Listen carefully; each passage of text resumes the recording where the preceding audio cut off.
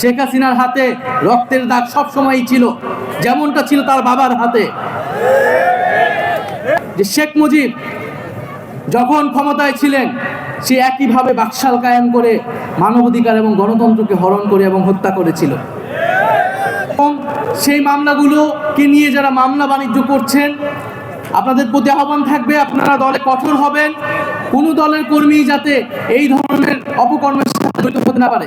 আজকে এখানে যেহেতু বিভিন্ন রাজনৈতিক দলের নেতৃবৃন্দরা রয়েছেন, খুবই দুঃখের সাথে বলতে হচ্ছে এবং আপনাদের প্রতি আহ্বান থাকবে যে বিভিন্ন জায়গায় এই যে শহীদ পরিবারের করা মামলাগুলো, সেই মামলাগুলো নিয়ে মামলা বাণিজ্য হচ্ছে এবং এটি আমাদের খুবই দুঃখের বিষয়।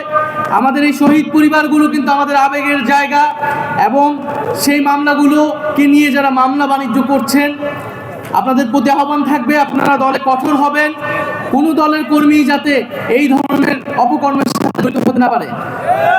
যারা মামলা বাণিজ্য করছে, যারা চাঁদাবাজি করছে, যারা আওয়ামী লীগকে পুনর্বাসনের চেষ্টা করছে, তাদের বিরুদ্ধেও কিন্তু ছাত্র জনতা ঐক্যবদ্ধ আছে। ফলে প্রিয় বন্ধুগণ, আজকে বাংলাদেশ একটি নতুন ইতিহাসের পাটাতনে দাঁড়িয়েছে। আমরা আজকে এই আন্তর্জাতিক মানবাধিকার দিবসে স্মরণ করছি আমাদের সকল শহীদদের, আমাদের সীমান্তে যে শহীদ হয়েছে এত বছর ধরে আমাদের ভাই ও বোনেরা, সেই শহীদদের আমরা স্মরণ করছি। শেখ হাসিনার হাতে রক্তের দাগ সবসময়ই ছিল, যেমনটা ছিল তার বাবার হাতে। আমরা দেখেছি পিলখানা হত্যাকাণ্ড হয়েছে, আমরা দেখেছি শাপলায় কি নির্মমভাবে হত্যাকাণ্ড এবং গণহত্যা সংঘটিত হয়েছিল এবং এই সর্বশেষ এই জুলাই মাসে ছাত্র জনতার উপরে গণহত্যা সংঘটিত হয়েছিল। এবং আমরা দেখেছি যে শেখ মুজিব যখন ক্ষমতায় ছিলেন, সে একইভাবে বাকশাল কায়েম করে মানবাধিকার এবং গণতন্ত্রকে হরণ করে এবং হত্যা করেছিল।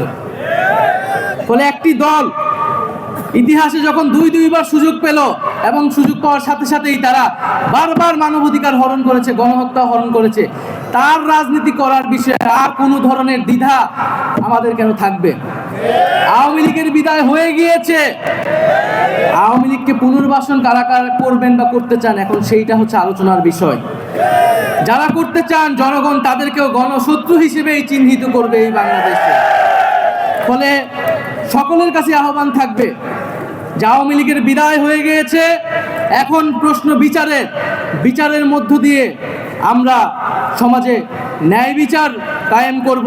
যারা নিপীড়িত হয়েছে তাদের কাছে আমরা ন্যায় বিচার, আমাদের যে প্রতিশ্রুতি ছিল সেই প্রতিশ্রুতি আমরা পালন করব। ফলে আমরা যারা নিপীড়িত হয়েছি, সকলের একটাই ঐক্যের জায়গা এখন যে বিচার। কারো কাছে স্বপ্ন পূরণ, কারো আনন্দের উপলক্ষ, আবার কারো জীবন পাল্টে দেওয়ার মুহূর্ত, কখনো জীবন বাঁচাতে সর্বোচ্চ গতিতে উড়ে চলা, কারো আবেগের শেষ মুহূর্ত, আপনজনের শেষ বিদায়ে শামিল হওয়া, এমন সব ইচ্ছে পূরণে সর্বনিম্ন ভাড়ায় দ্রুতগতির বাহন প্রবাসীর হেলিকপ্টার। আপনার প্রয়োজনে যোগাযোগ করুন আমাদের হটলাইনে।